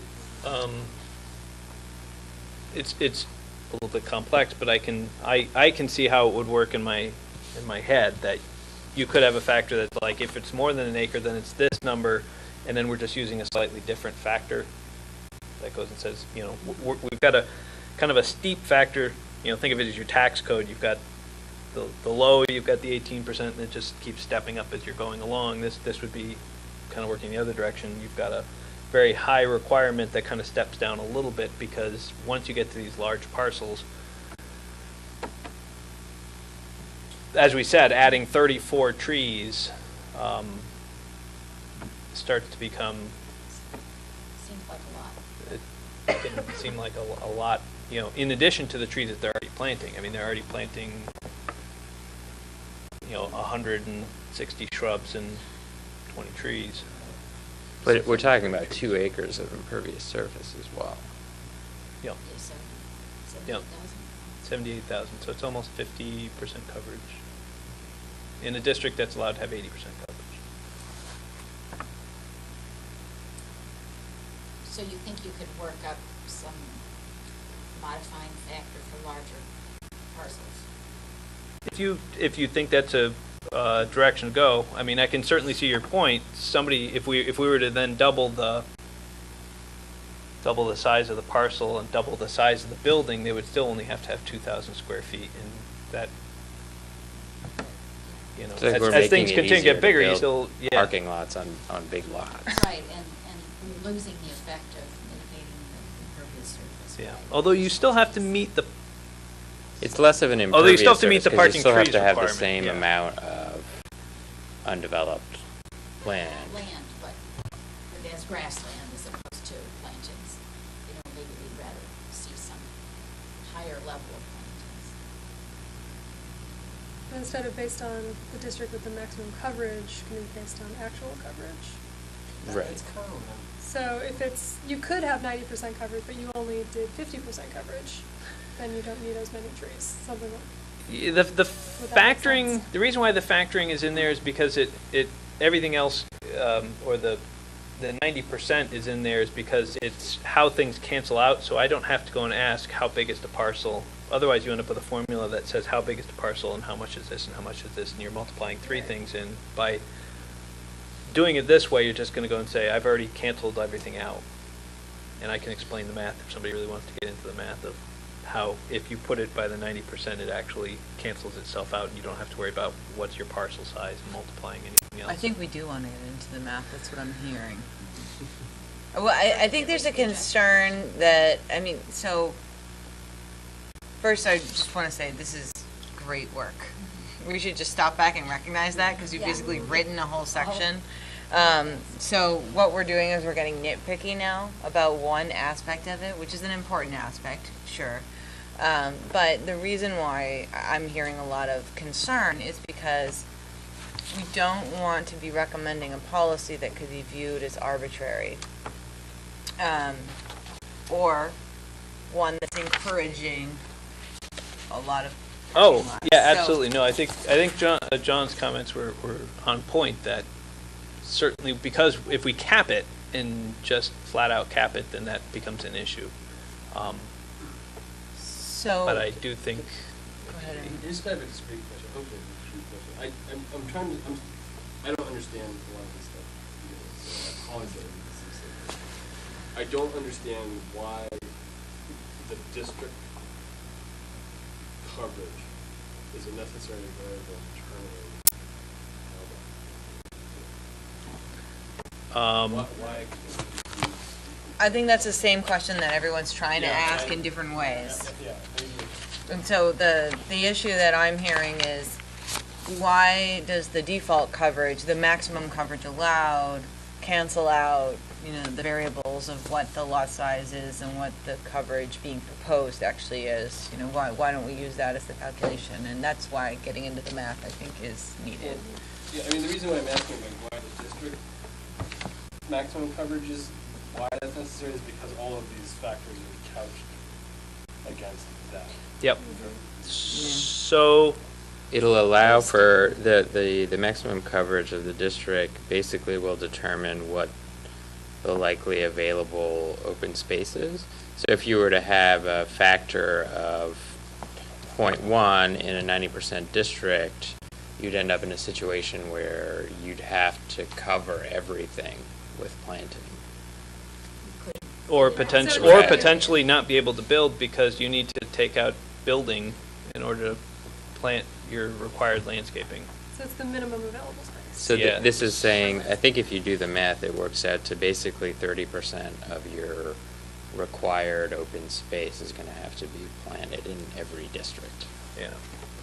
So what we're looking at is, if you had a parcel and we pushed all the impervious cover, all the buildings and all the parking lots up front, and we put it all in back, we'd have, so 20% of the parcel has to be left open. John, your explanation is. Okay, so that makes I just sense. figured this Now out. the question is, how Thank you. much of this Yeah, no. 20% did we have No, to? that's Yep. really So helpful. what- Thank Well, you. it's So what okay, is- it's helpful what is for the me percent? if you keep. Is it 30%? The percent for the lower ones is about 30%. Okay. So what we said was, of the remaining 10%, 20%, 30%, 40%, Okay. a third of it will be set aside as landscaped and managed. Now, the other issue that comes up, not to get everyone too in the weeds, is your setbacks automatically start to take out. So this is just taking your required setbacks. So you end up with these 5 foot that become difficult to plant trees in. So sometimes you're going to have landscaping that you're required to keep 5 feet green on the outsides. So you in could count the riverfront difference. street trees along You there. could count the though. street trees in the front, and you can count some of the stuff in the back. So some of the stuff is automatically covered for in your setbacks. So But within you might not be able to plant a tree in your setback if there's just not enough room, or if there's a shared driveway, or if there's something. So if you Right, can't so- meet these, you can talk to the DRB. And if you can't meet those, you can talk to the DRB. But that's why some of this, I said, we can't say 100% of your impervious. We couldn't do 100% because in a lot of cases you can't actually plant. You have to have some lawn somewhere that's just lawn. So that was why we picked 30% just as a number to start with, because we wanted to go and say, let's pick 30%, let's run a couple of models, see if it works. Kind of worked at 30%, so that's why we kind of kept it. And then when we ran it on different size parcels, that was where we started to see some discrepancies that started coming in. Whether it's the 4-acre parcel here, and I've got some copies. We all need to have a copy, but I made enough copies for people to grab. Thanks. Welcome to We have can one. share over here. Here, you can use that one, and we'll just share here, and they can share there. Walk us through it. So Timber Homes is a 9-acre parcel in the rural district. Okay, no, we're good. So it's, on the second page, this was their landscaping plan that they put together, which included 10 to 13 more trees, 75 shrubs. It's in the rural district. Anyone who's driven up Route 12 can see the new building that was going in. So, my notes that I put together on this one. So this only has a requirement for 20%. Maximum impervious coverage is 20%. And it wasn't even close, although it doesn't look like I wrote down. Wonder if the 4356 was the. But the requirements for the trees that were on. 46 is based on the all other districts. 4356 is the all other district. So that was the requirement. They would have to have 4,356, and that number is artificially low because it's a 9-acre site. But How much impervious is there? it had, and that was what I was looking for, was. What are we looking at? Orange? I don't think I grabbed the number for the impervious cover on this one because it was over an acre in size. Because the parcel is more than an acre in size. So maybe that actually would be an interesting number to look up. I'll try to remember off the top of my head what was. Was there a legend that? Oh, this is two pieces of a much larger Okay. document. So the impervious that we're looking at is the building, the driveway, and then what is the orange? The orange is another, that's the 3 houses, so it's another set of impervious, including the 3 houses proposed. Proposed. It's actually already approved. It just hasn't been constructed yet. But that's a part of the same owner. It's part of the same parcel, so it would have to be counted. So, so yeah, I'd have to get all of the impervious if we wanted to go and kind of look at what the total impervious on this one would be to multiply it out. I didn't write it down on my list because it was more than an acre, so I wouldn't need the number. So in this case, if you added up all the trees they were doing, it's 1,176 square feet of materials. They have a requirement for 4,356. So in this case, they would be well short, but what is now can be taken into account is the natural square footage of natural coverage, which along the shore, there was about 5,000 square feet of natural coverage. It's not indicated here. That's not indicated here. But if we had this as a rule, we would have required them to go map that out, which you get a 2-to-1, so they would have gotten credit for 2,500. Still short. But again, I don't think in this case, if we were looking at this is a huge open site. If we were to require them to have put in some additional large trees, I don't think it would have hurt the proposal. Are you assuming that the ones that are specified are large trees? I assumed those were medium trees. Yeah, Because they're apples. Because they were Yeah. apples. But again, I guess once this goes in, then you would ask that people on their plant schedule indicate. Yeah, Yeah, we would what have the- to determine, what and the we would also mature require sizes. on their site plan, what are the planting areas? In this case, they're pretty well spaced out, so chances are good they could just go through and get a uniform circle that would go through and say, as long as there's no tree within this circle, I've got a rooting area that's sufficient. Right, yeah. But then they also need to at least give you a calculation of the impervious. Yes, and I do have that. It's Okay. just I didn't write it down on my cheat sheet. No, but they gave it to you, or you had to? They gave it to me. Okay. They had to for impervious cover requirements, so it is written in the. Can you give us some comparison of what the proposed version would look like compared with just using J2 for the entire thing? If you just use the factor under J2. Yeah, if I could have, if I knew the impervious cover, so let me, if that other one was, how big is that building? All right, Oh, this it's 2 under- is based on impervious. But let's go in there. I want to say it was a Must be. It's just not, it's not clear. 5,000 square foot Maybe building, it's wasn't covered it? with portion of the river that's abutting the property. I mean, if we called that, let's call this another 80,000 square feet. If it were right around 80,000 square feet of impervious cover between all of these buildings, That's a lot. times, what's our requirement for that district? 120%. They're multiplied times 0.1 times 0.1 equals 8,000, which is divided by 100 would be 80 large trees that would need to be added. They already have some. What is They- this? So that doubles the requirement under. That's if we use 2. If we use the multipliers under These 2. homes? Well, And it's a What is this? Oh, what is that? The orange, these are yeah. these are homes, but including all the roads and everything in the building. So But all it's of a- this. It's a production facility, right? Yeah, For that's timber Yeah. homes. Yeah. Is that what you were asking? Yeah, yeah, Okay. yeah. models or something like that. Yeah, it's timber homes. It's for Okay. constructing I timber. didn't frame know if they buildings. were homes or if they were. No. Facility where they're This is making timber homes. frames where they're going to build timber frame Got it. homes, and out here's where they're building where people live. Makes more sense. Yeah. And are these other rectangles that are dark color, are those impervious? Those are or the stacks. Just stacks, So that's not impervious. okay, more or less. Yeah. Wood Yeah, stacked but they're up. elevated. Yeah, they're elevated Oh, off they're the ground. elevated. Yeah, they Okay. have to be because they're Right, they're so we are bundled. allowing that there be penetration. Yeah, Okay.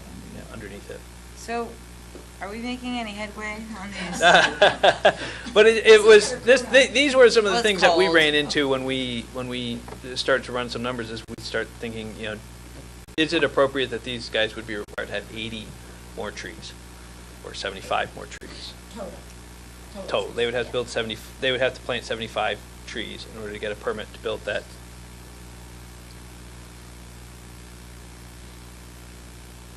Facility there. So And right now they are proposing, they had 10 to 13 new trees and 75 new shrubs. So But the isn't top the left reality for these large rural sites is that they'll likely just meet the percentage based on the existing vegetation, and it'll all be driven by meeting whatever subdivision or site plan standards that are asking them to screen or like design-oriented stuff, Yes, as opposed to it's- doing the math. this is because probably there more are of a bunch unique- trees there, right? This is probably more of a unique site in that it's 9 acres and it is almost devoid of any trees. Which is in Right. character with being along the river, though. Yeah. I guess so, but, So this is a prime example where a waiver might make sense. Yes, sounds like a waiver, yeah. Yeah, as opposed to probably the other side of the road where 90% of the similar already- sized lot is trees. Yeah, And they're going to meet their requirement by simply stating that we yeah. meet our requirement because we.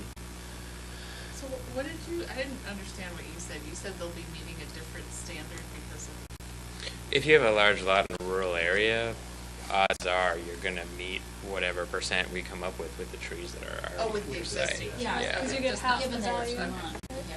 You get half the value, but you're still. Half the value in square footage of the This is just system. a Yeah. unique site that happens to be large rural, but not have a lot of trees. Do we want to credit the existing more than just half? Or is there a reason behind that? Is it just existing? Is it specifically forest though, not just not existing? Or just existing green coverage?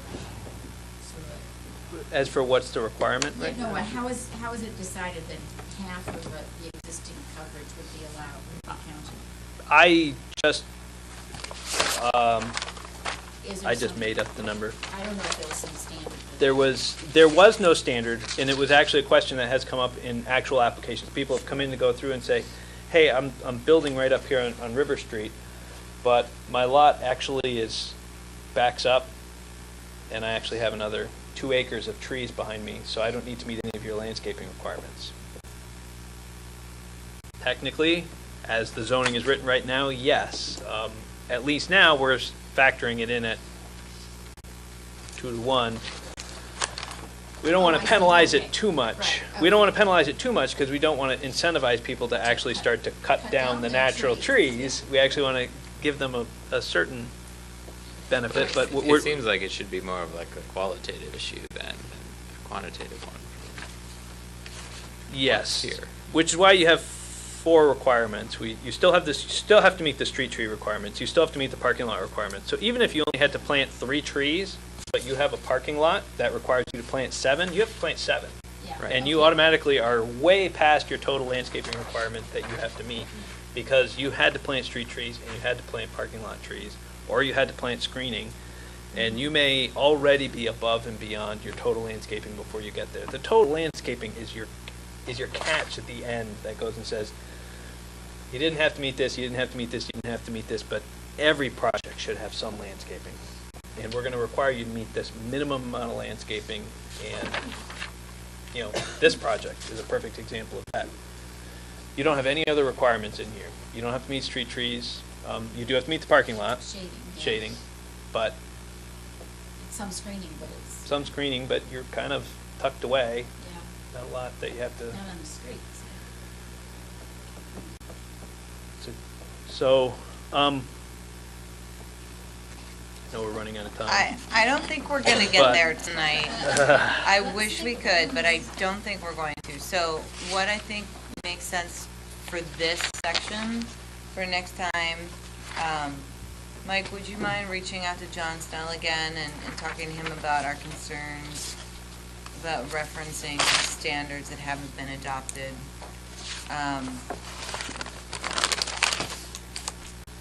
I'm happy to do it if you would prefer.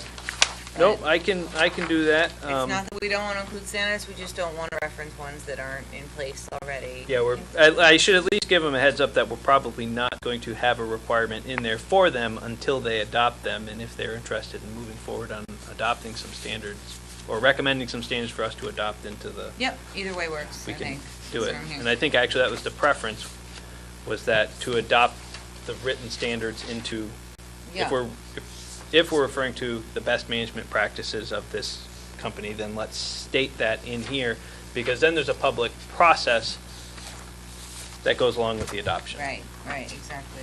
Is there a requirement to use as much printer ink as possible? First I thought that was the proposal. Kind of a green thing. Yes, that's what it was. And then, would you like me to try to come up with an adjusted factor for number 3, maybe? Yes. Yeah. Okay. Yeah.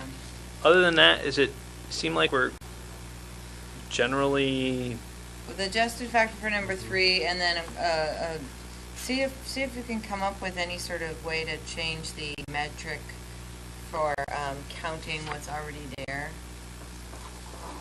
meaning? I mean, so the existing trees, Mhm. sort of giving them Oh. a discounted rate. I think it's only for forest land though, right? That was my understanding. So Forest if there's like a big oak tree right next to your house, that's different than, Yeah, a tree, yeah, an individual tree that's next Okay. to your house, we would count as, in the same way that, that gets counted as full. Okay. You But don't want to like forest have someone cut it down, put Yeah. up 2 trees. Yeah. yeah. In the same way that this is the Elm Street project, Elm Street's right here. Yeah. And if you happen to know this property, it has 2 prominent trees in the front yard. Very large trees. And, you know, this was where the joke came in before, that we were talking about the fact that technically the owner of this parcel would have to cut down one of these giant trees to plant more shrubs, because he met his tree requirement, he wasn't meeting his shrub requirement.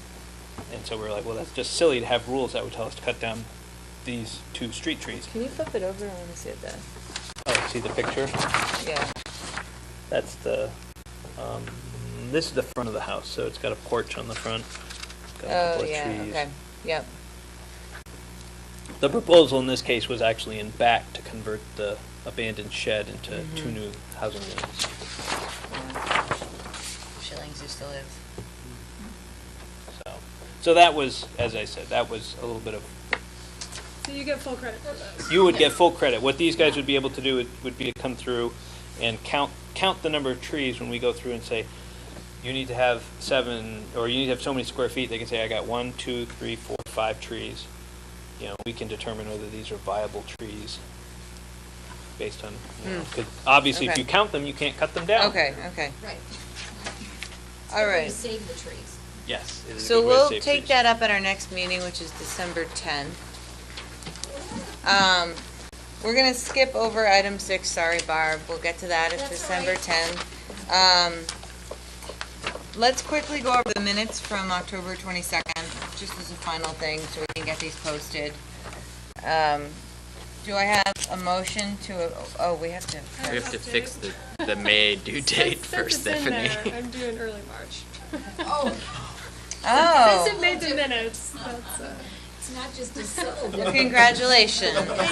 Future generations might use this as some sort of. Okay. not thinking it'll matter, but since it happens to be in there, it should probably be right. Early March, yeah. Early March. Aaron's name is misspelled too. That's okay. Phonetic. Well, it's correct on the flag. Oh, yes, it is. So just for her benefit is Kisicki. Easy, right? So Kisicki, because she writes the minutes based on the video. So Yeah, I move approval of the minutes as Okay. I'll second. All those in, any discussion? All those in favor, say aye. All those opposed? None, motion carries. Do I have a final motion for adjournment? Do I have a second? Yes. Non-debatable. Is anyone?